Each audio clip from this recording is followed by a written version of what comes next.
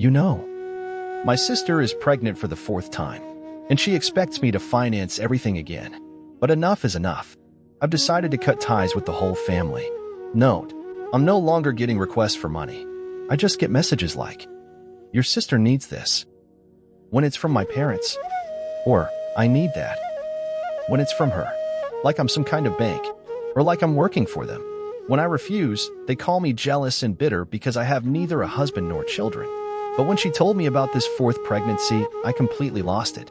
It was too much for me, especially when I asked her how she and the father planned to finance this pregnancy. And she answered, "God will provide." That was the last straw, because it was not God providing. It was me, the sister who financed their lazy lives. When I tried to make them take responsibility, I was the one insulted. I told her everything I had in my heart. And I ended up telling her, "Don't expect a single cent from me anymore because I am no longer your bank." She cried so much that our mother called me, telling me that if she had a miscarriage, I would be to blame. That's when I cut ties with the entire family. But before that, I retorted to my mother that the only ones at fault were her and my father. If she lost the baby, it would be their fault because they raised an irresponsible child and failed in her upbringing. I told them I never wanted to hear from them again. For years, I had been the one who paid. Every need, every crisis, every emergency ill. I was always there. It felt like I was invisible except when there was a financial problem. Like a machine. A wallet on legs. But my kindness was mistaken for weakness. I was drained. Used. Taken for granted. They never thanked me. Never asked how I was. Never cared if I was tired or struggling. Just, "I need. Can you help? You're the only one who can." And if I said no, I was cold, mean, selfish. When I realized I was their bank, and not their sister, that's when I decided, enough. I would no longer be their ATM. The day I told my sister no, everything exploded. She cried as if I had stabbed her. Our mother called, threatening me, saying I was heartless and cruel. But I stood firm. I told them everything I felt. How I was tired, hurt, and done with being used. How I wasn't their bank or their safety net anymore. My mother accused me of causing harm if my sister lost the baby, but I told her the fault was theirs for raising such irresponsibility. And then I hung up. After that phone call, I stopped answering. I stopped replying. I stopped being there. No more messages, no more calls. Silence. It was terrifying at first, like stepping into the unknown. But also, it was freedom. Freedom from being drained. From being invisible except as a source of money. The silence was scary, empty, but it was mine. I rediscovered myself. I took walks alone. I read books just for me. I learned to cook for myself. I slept peacefully for the first time in years. Therapy helped me heal. It gave me a place to be heard without judgment. Slowly, my voice returned. Strong. My own. They tried to come back. With messages from relatives. With guilt trips. With letters full of excuses without admitting fault. They even used my niece's innocent words to try and break me. But I was stronger. I stood firm. And I kept my peace. I wished for simple words. "Thank you. We're sorry. You deserve rest." But they never came. So I learned to say these words to myself. Thank you for being strong. Thank you for choosing yourself. Cutting ties cost me dearly. Birthdays missed.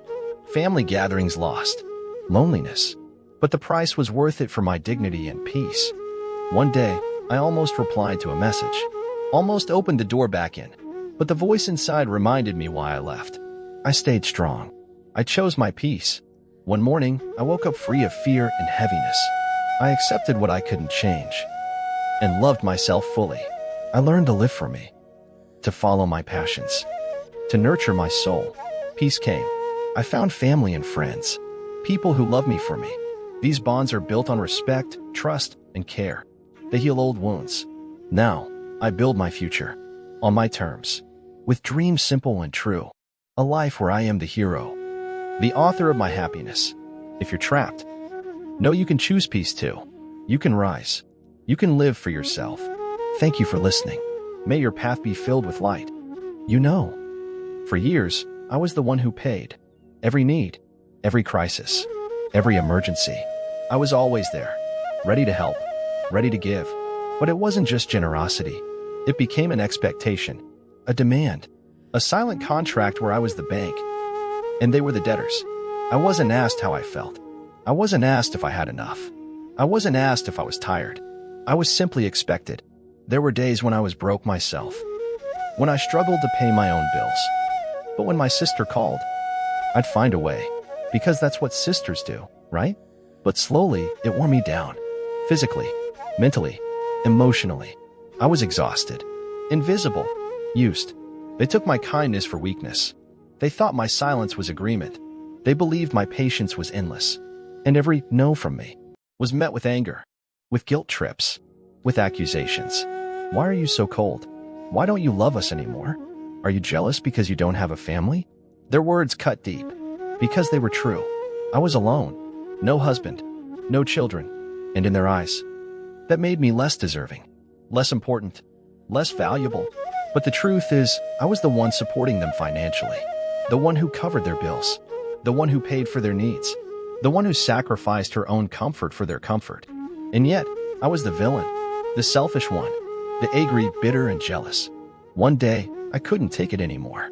I decided to speak up, to say no, to stop being their ATM. That's when the battle began. The day I said no, everything exploded. My sister cried like I'd stabbed her. She called me cruel, heartless. She accused me of abandoning her. Our mother called me too, her voice shaking with anger and fear. She threatened me. She said, if she has a miscarriage, it will be your fault. I was stunned. How could they put that on me? As if I was responsible for their choices. As if I owed them my life. But I stood my ground. I told them what I had been holding inside for years.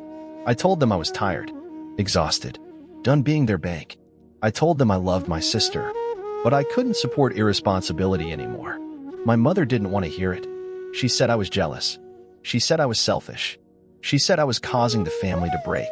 But I said no. I said they were to blame for raising a child without responsibility, for allowing this situation to go on. I told them I didn't want to hear from them again, not unless things changed. And then I hung up. That was the moment everything changed. For me, for them, for our family. From that day on, silence. No more calls. No more messages. No more expectations. Just quiet. At first, the silence was terrifying, like stepping into the unknown. A cold, dark void. But then I realized it was also freedom. Freedom from being drained. Freedom from being invisible, except as a source of money. Freedom to finally live for myself. After that final phone call, I stopped answering. I stopped replying. I stopped being there. No more texts. No more calls. No more how are you? No more we need you. Silence. At first, it felt terrifying, like stepping into the unknown, like falling into a void without a safety net. I was afraid of losing them, afraid of loneliness, afraid of what people would think. But day by day, the silence became a shelter, a place where I could breathe, where I could finally hear myself. No one asked for money. No one treated me like an ATM. No one made me feel guilty for saying no. It was strange, this quiet. Empty, yes, but mine. I discovered a peace I hadn't known in years. A peace that came from setting boundaries, from choosing myself. It was not easy. There were moments when the loneliness crushed me, when I missed the familiar voices, the family gatherings, the little everyday moments. But I held on, because freedom is worth some pain. In that silence, I found myself again. I started taking walks alone. I read books just for me. I cooked meals I liked. I slept deeply. I started therapy. At first, it was hard, digging into old wounds, facing buried feelings. But it helped. Slowly, I began to heal. My voice grew stronger. Not the voice used to plead or explain, but the voice of my own truth. I learned to say no without fear. I learned to protect my energy. I learned to listen to my needs. The peace I felt was fragile at first, but it grew every day. I met people who didn't judge me, who accepted my story, who loved me without conditions. They became my new family. Of course, they tried to come back. My family, relatives, friends who felt caught in the middle. They sent messages, letters filled with excuses, but no real apologies.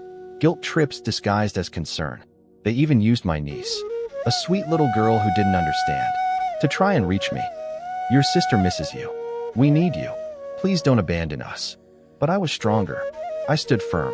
I had learned to love myself too much, to be pulled back into the storm. I kept my peace. I chose silence over chaos, strength over weakness. You know, sometimes what hurts the most isn't the silence itself, but what you don't hear. Simple words. Words that could heal, that could soothe, that could change everything. I wished for a thank you, for a sorry, for a you deserve rest. Words to acknowledge my pain, my sacrifices, my struggles, but they never came. Instead, I was met with accusations, with blame, with indifference. So I learned to say those words to myself. Thank you for being strong. Thank you for choosing yourself. I became my own source of comfort, my own cheerleader, my own family. It wasn't easy. Some days were dark, lonely, filled with doubts. But slowly, I built a new language for myself. One of kindness, one of respect, one of love. Cutting ties wasn't free. It came with a price. Birthdays missed. Family dinners I would never attend. Holidays celebrated alone. Loneliness, pain, regret. Sometimes, I wondered if I had done the right thing, if peace was worth so much silence. But then I remembered the weight I carried before. The exhaustion, the pain, the endless giving without receiving. The price of silence was heavy, yes, but the cost of staying would have been worse. I chose to protect my dignity, to guard my heart, to live without being drained. That choice cost me family, but it gave me myself back. There was one day, a day I almost replied, almost opened the door I had slammed shut. It was a simple message. How are you? From someone who still had ties with my family. I stared at the screen. My fingers trembled. My heart ached. The words carried a hint of nostalgia, a breath of forgiveness, a chance to reconnect. For hours, I battled inside myself. Should I answer? Should I say yes? Open the window and let the light back in? But then, a quiet voice inside reminded me. Remember why you left. Remember the pain. Remember the strength it took to walk away. I closed the phone, without replying, without explaining. I took a deep breath. It was hard, so very hard. But that day, I learned something important. Freedom isn't just cutting ties. It's also about saying no, setting boundaries, protecting your heart. I don't know what the future holds. Maybe one day I'll reconnect.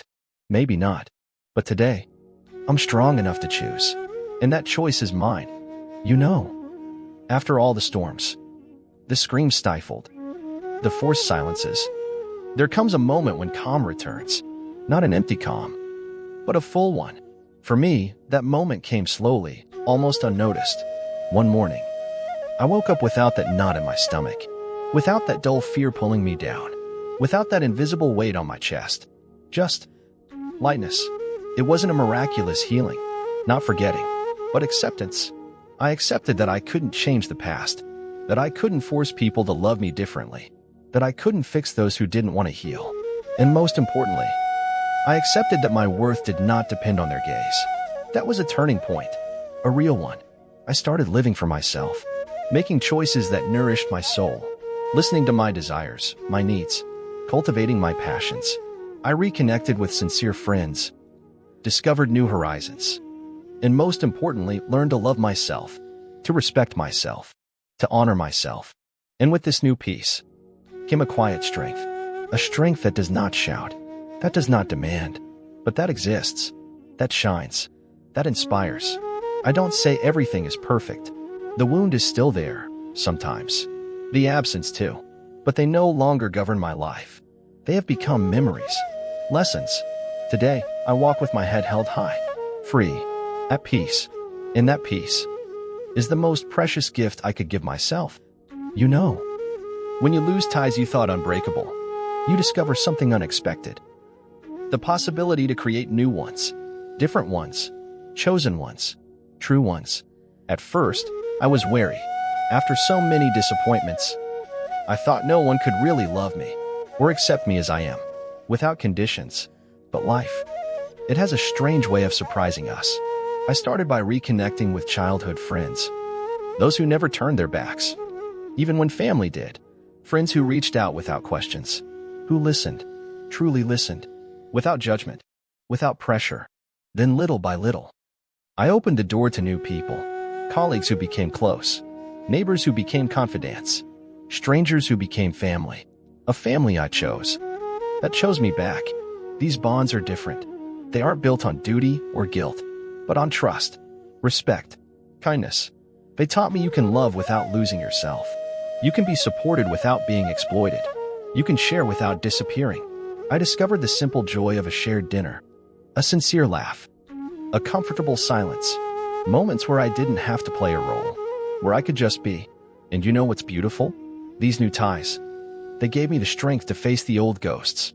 Because with them, I was no longer alone, no longer invisible, no longer a bank to empty. I was a person, whole, loved. Today, I celebrate these ties. I nurture them. I protect them. Because they are precious. Because they are true. Because they are proof that even after breaking away, life can offer another family. A family chosen. You know, after everything I've been through, after so many wounds, conflicts, forced silences, I've learned one essential thing. The future is mine to build. I'm no longer prisoner to others' expectations, to judgments, to grudges, to invisible chains that kept me from breathing. Today, I walk toward what I want. Not what others want for me. Not what is imposed on me, but what I choose.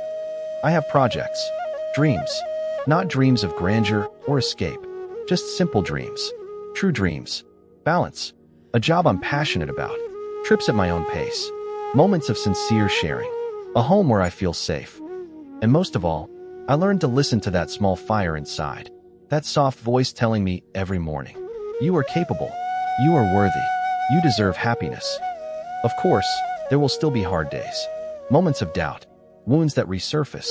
But today, I am ready, ready to move forward, ready to build, ready to love, ready to live. So if you are listening, if you find yourself trapped, forgotten, exploited, I want you to know one thing. You can choose peace. You can choose to rise. You can choose to live. For yourself. By yourself. With yourself. Because in the end, the most beautiful story you can write is the one where you become the hero again, the master of your life, and the author of your happiness. Thank you for listening all the way through. May your journey be filled with light,